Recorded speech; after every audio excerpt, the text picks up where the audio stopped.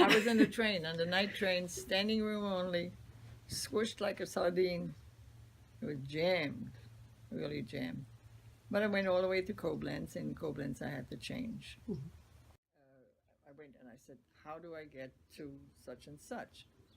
And they said, "Well, there isn't really any train until late in the day, and but that's the only way that you can go. There's no train, except if you want to. Why don't you go? If you get onto the main road, coming out of the station, walk a little bit. You're going to be on the road that goes cross country, sort of."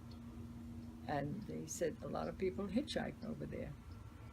So what did I have to lose? So I went. I didn't have a big baggage. I just had a small carry-on.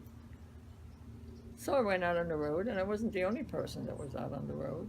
And but there were no cars. Nothing was coming, and so we're walking and we're talking. Where you're going and where you're from, and how you amuse yourself by that. And all of a sudden somebody said, he said, the tanks are coming, the Panzer kommen. So I said, well, where are they going? Well, they probably come from the front line, or they go in the front line, these are. And so as they were approaching, there were a couple of people sitting on top of them.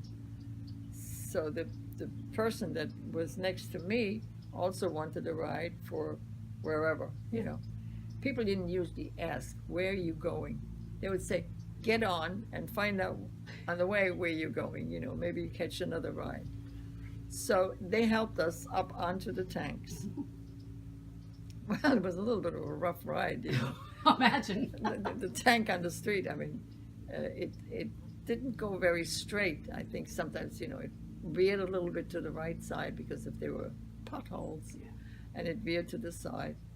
And well, only one of I think there's a crew of 3 in the tank. But anyway, 2 of them, of course, are down. You don't really see them. They just come up and take a look.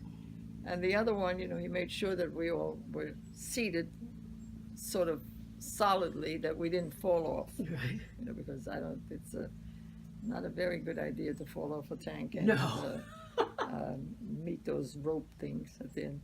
So I stayed on the tank. So was it a comfortable ride?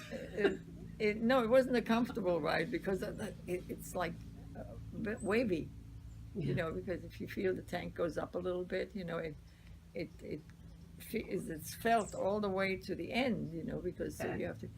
They kept saying, make sure you hold on, so we were all holding on.